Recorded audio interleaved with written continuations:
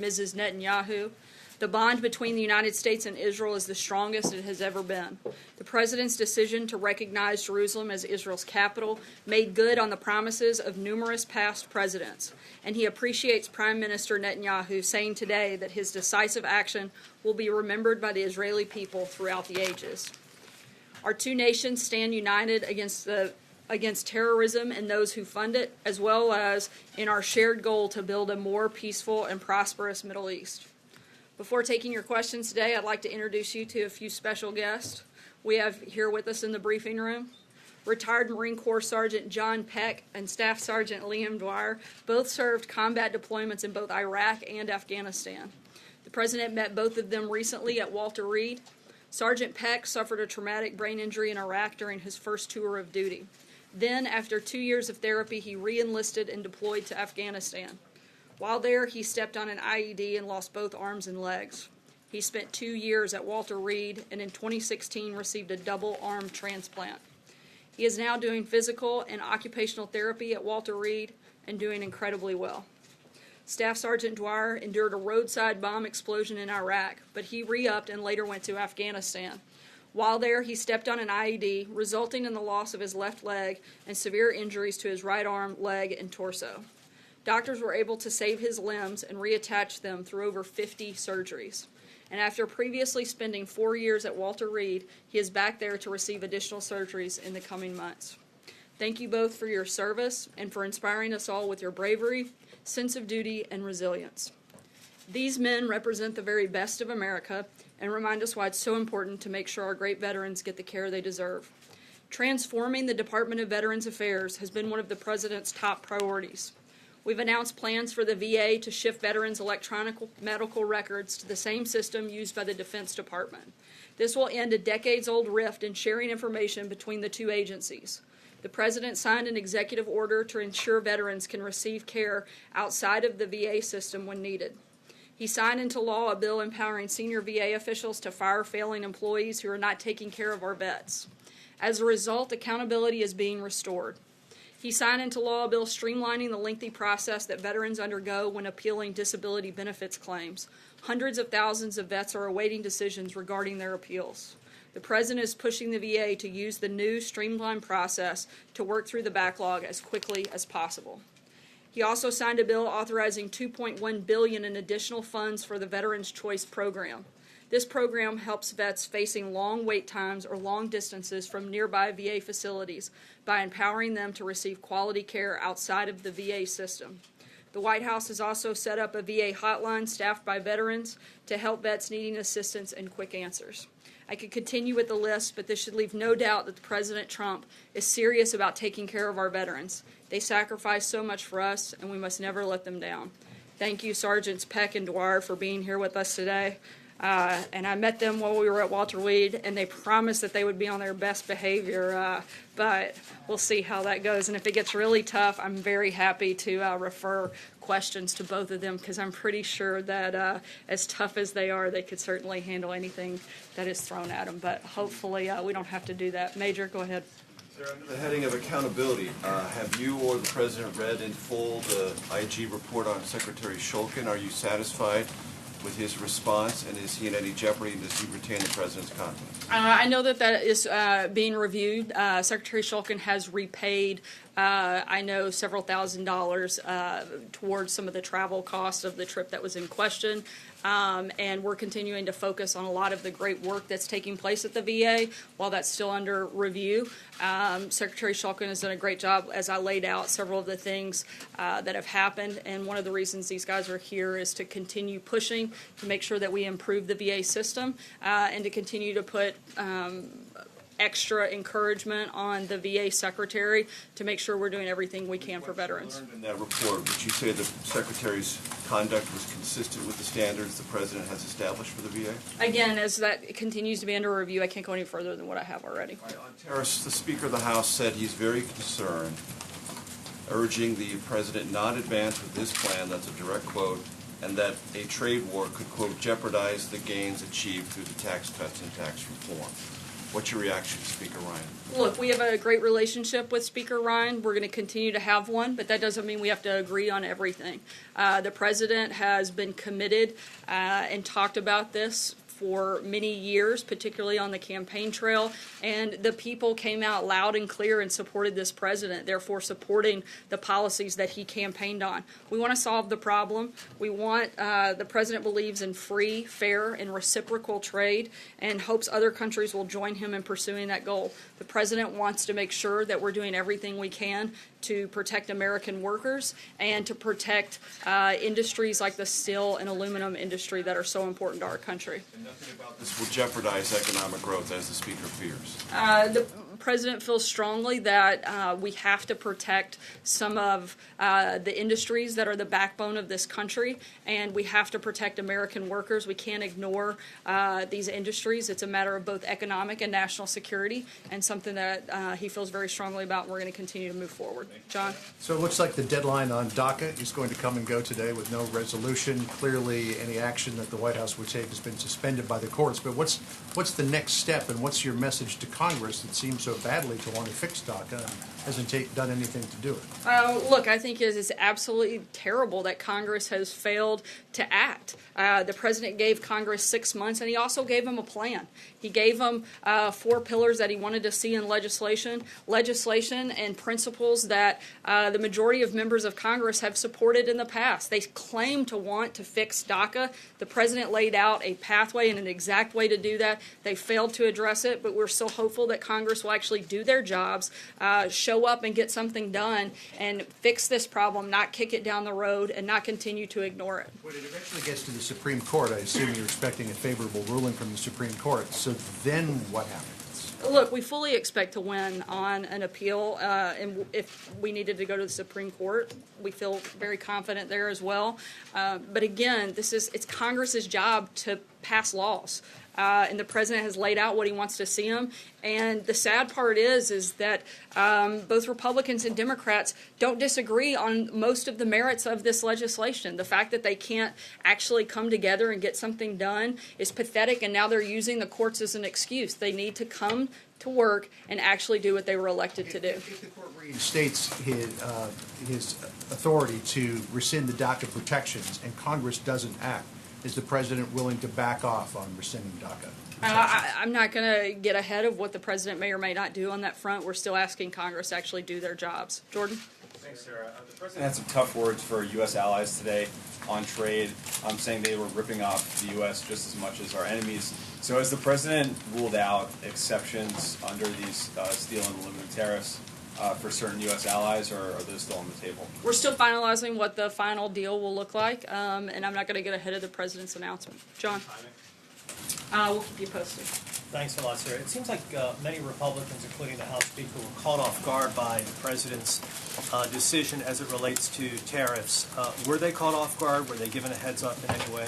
I think they should have been well aware that this isn't, again, something that the president's been shy about. He's been talking about this for quite some time. So if they were caught off guard, they just simply haven't been listening to what he's been saying and what he's been talking about, and how he has promised to make good trade deals and make free, fair, and reciprocal trade in this country. And is the president open to discussing this particular issue that he's at odds with the House Speaker, trying to find some sort of compromise perhaps on this? I'm not going to get ahead of anything beyond where we are right now, but again, the president's going to do what he feels is necessary to protect American workers. Aisha. Thank you. You had mentioned last week that the White House was going to come out with a proposal on guns, or to let Congress know what it wanted to be done on guns. Where is that proposal? We're continuing to have those conversations. The president has laid out some specific things and some specific places that he does support.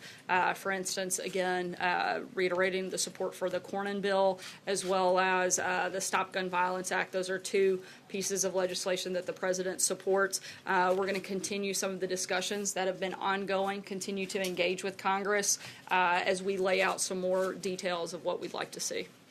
Including the meeting that will take place on Thursday with some of the leaders within the video game industry.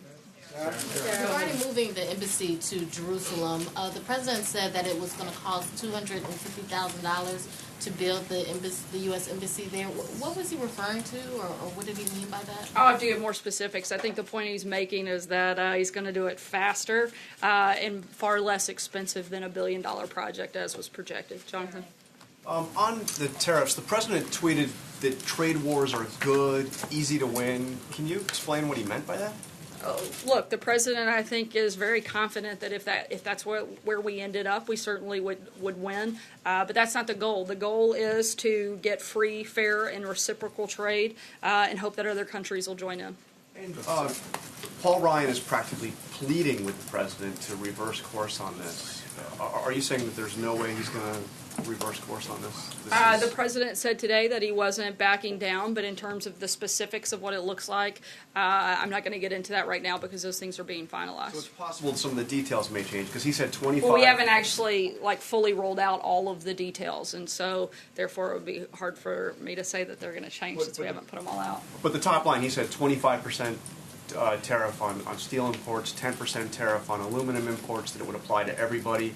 Are those Again, I'm not going to go change? any further than the comments he's already made, and any other details we'll let you know when we're ready. Ashley. We've already talked about Secretary Shulkin, but Secretary Pruitt is under scrutiny for his first-class travel on taxpayer dollars, and Secretary Carson is under scrutiny for the $31,000 dining set he bought. Can you first... I believe that was actually canceled, just to be clear. After media scrutiny, but I was wondering if you could first specifically for both of those men explain the White House view, and then taking all three of those secretaries' behavior broadly, explain how you believe this fits the pattern of draining the swamp. Look, as the president has said, he takes spending taxpayer dollars very seriously. All of those individual secretaries' travel and other are under review, and I can't speak to him further while that is ongoing. Draining the swamp? I'm sorry? Can you explain how this behavior is consistent with the president's directive to drain the swamp? Look, that's why they're under review, and once that is completed, we'll have more information, but I can't get into anything further right now. Darling. Earlier in the Oval Office, the president said that he thought the Palestinians were wanting to come back to the table to talk about Mideast peace. Can you say what he's basing that on? I can only tell you that we're as committed today as we've ever been to the peace process, and we're going to continue having those conversations and pushing to get something done. But is he seeing something that the rest of us aren't seeing in terms of... He sees a lot of things that everybody else isn't seeing, but I can't get in any further than that right now. Kristen. Chair, I want to ask you about some breaking news that we're just getting. Sam Nunberg, the president's former campaign aide, is refusing a subpoena by a grand jury, and he just said on MSNBC moments ago, I think he, meaning the president, may have done something during the election, but I don't know that for sure. Your reaction? Well, I definitely think he doesn't know that for sure because he's incorrect. As we've said many times before, there was no collusion with the Trump campaign. Anything further on what his actions are, he hasn't worked at the White House, so I certainly can't speak to him or the lack of knowledge that he clearly has. What's your reaction to him not cooperating with the grand jury, refusing this subpoena? Would you encourage all of these witnesses to come forward and tell their stories? Look, I'm not going to weigh into somebody that doesn't work at the White House. I can tell you from our perspective, we are fully cooperating with the Office of the Special Counsel. We're going to continue to do so. And I'll reiterate once again, the reason we are so comfortable doing so is because there is absolutely no collusion within the Trump campaign and any foreign government. Sorry, let me just ask you one on trade. Commerce Secretary Wilbur Ross was asked if there was any possibility that the president could change his mind on these new tariffs. He said whatever his final decision is what will happen. What he has said, he has said. If he says something different, it'll be something different. If this was a carefully thought out policy, Sarah, why the mixed messaging? I don't think there is mixed messaging. This is a decision that it will. What the final decision is going to be. This is a decision that will ultimately be made by the president, and so there are a lot of legal details that are being finalized, and the secretary's not going to get ahead of that, and certainly not going to get ahead of the president. At the end of the day, this is going to be something that the president makes a decision on, and he's going to do so fully with the idea of doing what he can to protect American workers and to promote economic and national security. April. Sarah, two questions. Sorry, I'm going to keep moving. Two topics. What, if any, of a shift was there today in Jared Kushner's position as it relates to the meetings with Netanyahu today? None at all that I'm aware of. So as it relates to the security clearance, he's still I mean, he doesn't have the security clearance that he had before. As we've said many times before, I'm not going to comment on any individual security clearance, but To carry on duties today in that meeting. As his he was role before. wasn't impacted today. Okay, and second question. Father Flager from St. Sabina's Church in Chicago has written President Trump at least twice in reference to Chicago and guns. And you say that you're going to continue conversations about guns. Would he be someone that you would bring to the table, as he is someone who is on the ground with gangs and dealing with the issue of guns, something that's a focal point of this president, Chicago as well? I would have to look into that. I'm not aware of the individual or the letters, and so would have to check into that before I could make a comment on it. Sarah? Does the president believe we should take guns from people who are dangerous before due process, as he said last week? The president thinks that we need to expedite the process.